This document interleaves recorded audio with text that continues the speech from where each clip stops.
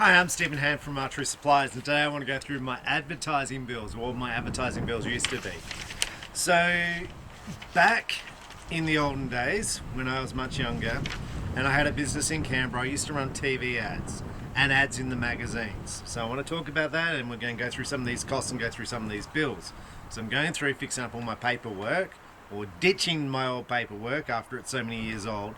And I was like, this is interesting. How much I was paying in advertising, whether it's effective, and what are we doing today. So I just want to run through some of the stuff. So back in 2008, I was running TV ads. Now, the first thing is, why am I running TV ads? I'm trying to get more people into the sport of archery and try and sell more gear. So there's there's some different types of advertising you do. You've got the people who are already into archery and you're like, well, we want you to buy the latest bow. Okay, so let's say you've got a Bowtech, we want you to buy the new Bowtech. Or let's say you've got a Hoyt, we want to swap you from Hoyt to Bowtech.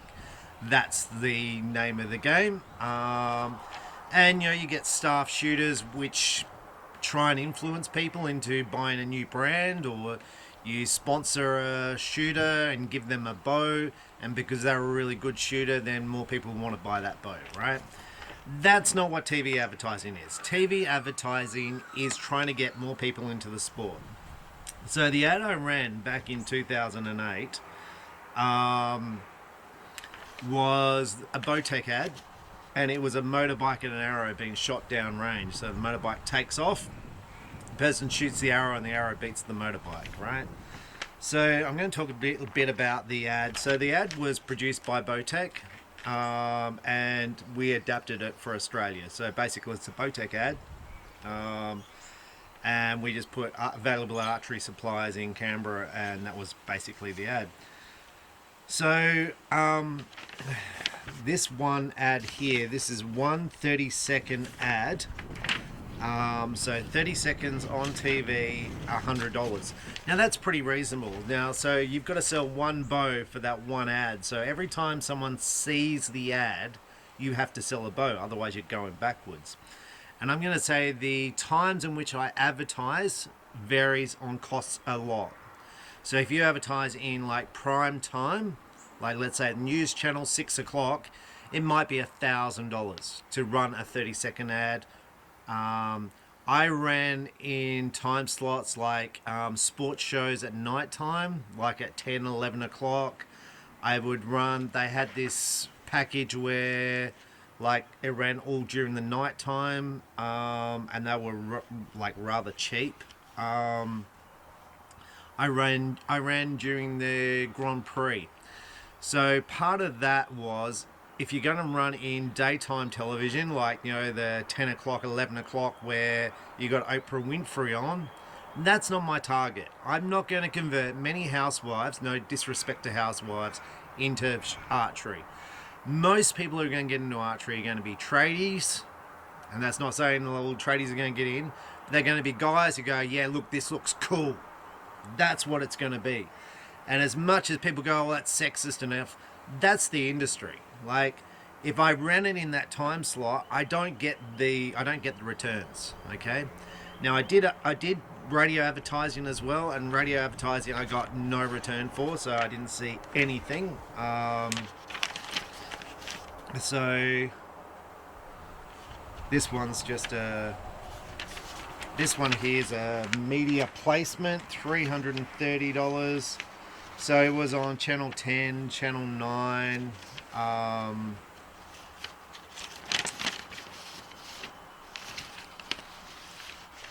just going to show you what the ads look like. So this is on 10. It says 10 15-second ads. So it's in the tradie slot. So that's like the 10 o'clock at night time slot. On channel 10, I ran 10 times for $200, so $20 an ad. It's very cheap. I ran on Win, which is channel 9, 15 seconds, 4 ads for 110. I'll have some big ones where I run the Grand Prix. Now with TV advertising, I was just seeing what works and what doesn't work. This one was $1,200. And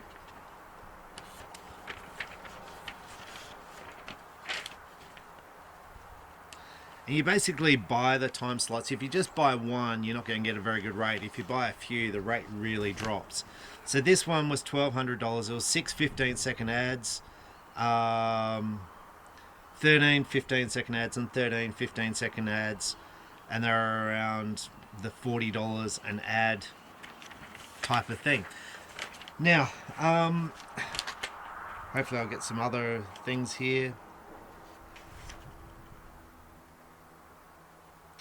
Oh, I did photography. So I got a model. I probably discussed her already. I was trying to create photo shoots so I can have like ads in magazines, right? So I want an ad in a magazine showing a bow, which draws attention, that gets someone to change from their existing bow to a new bow, or raises the awareness of the new bow and of my store. So I wanted to run magazine ads, right? I was running magazine ads. I wanted to make them more influential. So I got a whole bunch of models, and when I say a whole bunch, some models couldn't draw back bows, and the cost of a model varied. The cost of photography, that photography was $550. Most of it I didn't use. I ended up using a model from Canberra, flying her down to Victoria, and I'd been through 4 models to get this one model.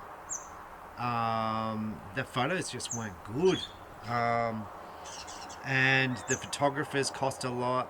So to come up with the one photo in the end, which I published, which actually when I went to PSE was on everyone's desktop, that photo shoot cost me about $4,000, but it was a whole bunch of effort before that. It was trying to get the right look, trying to see what appealed, because I had different thoughts in my mind.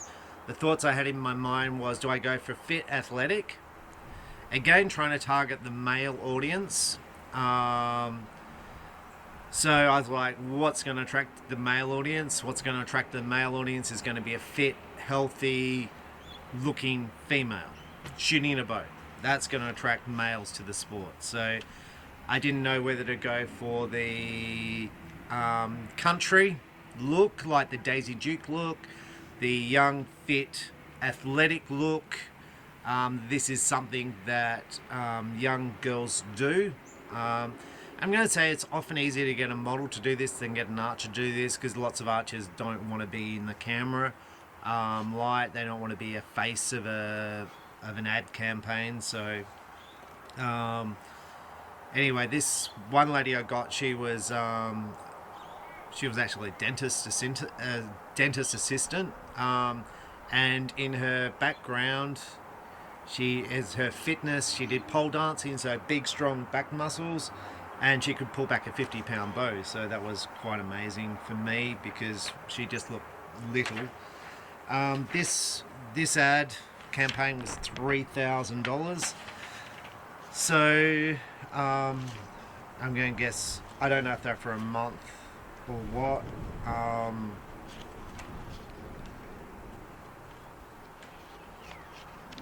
Let's see if we've got some more. So, my summary. In all of this advertising that I did, the magazine advertising, so this is a magazine ad. Magazine ad for Archery Action, which I stopped advertising in, which may be right or wrong. So the ad was $500 back in 2000 and something or other, 15 years ago. So I had to sell 5 bows to cover the one ad. I didn't sell 5 bows. How do I know that? I just basically look at sales. I try stuff. I tried running double ads to see if my sales were affected, and they weren't. Okay, so I tried stuff, but in the end of the day, I got annoyed with the magazine, and that would be Archery Action, because I was running all these ads and I was getting no additional feeding, and one of my competitors was getting a lot of coverage from Archery Action and not contributing the same amount of advertising that I was. And I was like, well, you know, they were doing shop profiles of that shop and not of my shop, and product reviews of that shop, not my shop. And I was like, well, and it came down to it that I did the photo shoot with that lady that I just spoke about, and it cost me about $4,000 or $5,000. I did laid up the ad, all professionally done. I submitted the ad to the magazine. They said we can't do it; it's too raunchy. And I was like, it's the most amazing photo, and anyway, and they wouldn't allow it. So that was me done with advertising in magazines. Right, so TV advertising I didn't find effective. It did get people in the sport. There was no doubt of it did bring people in. But for $1,000 output, I was probably getting about $500 worth of revenue generated, and that's not profit. So it was, yes, it was generating sales, but there's a cost in making a sale, and there's a cost in maintaining a sale, because with archery you got lifetime warranty and all that sort of stuff, and it takes a couple of hours to set up a bow and to teach someone how to shoot. And the business model, there wasn't enough margin in it to run all this advertising. So I want to run to today. What works today? You've still got staff shooters and all that sort of stuff going on, and I'm going to say I don't know how effective it is, because part of me says, are these people bringing more people into the sport? What is effective if you get the club coach, and I've said this many times before, because that's a person who's bringing people into the sport. If you get a club who's proactive in the sport and is bringing people into the sport, then if you support that club, they generally support you and they bring people to the shop. So that's very effective. But giving a person a bow and putting a shirt on them, I have found less than effective in my 40 odd years in business, right? So I saw a podcast from another YouTube guy saying that since Bowtech has dropped Carl Douglas and Tim Gillingham, that Bowtech bows have not sold, and that Matthews bows are selling 10 to 1 compared to other target bows. Right, so I want to address that as well. So yes, my sales have dropped in target bows, and I would say yes, his sales are running 10 to 1 for Matthews. It's because no one has a Matthews target bow. He is one of 2 shops in the USA who has Matthews target bows in stock. Searching Europe for Matthews target bows, I found one, which I found 2, and I purchased both of them. So I found 2 bows. In the other European shop, there's none. There's just a shortage, and they're talking 3 months supply to get them, or 4 months out. The hunting bows are talking huge delays. So if someone's got one, they're going to sell lots, and that's just the way it's always been in archery. If you're the first person in with a new bow release, you will sell them. As soon as a new elite target bow comes out, you will sell them if you have them in stock. Okay, it's just the way it is. Right, so just addressing that, my target bow sales at the moment, target bow sales at the top end, the big dollar bows, are always very, very small. Always.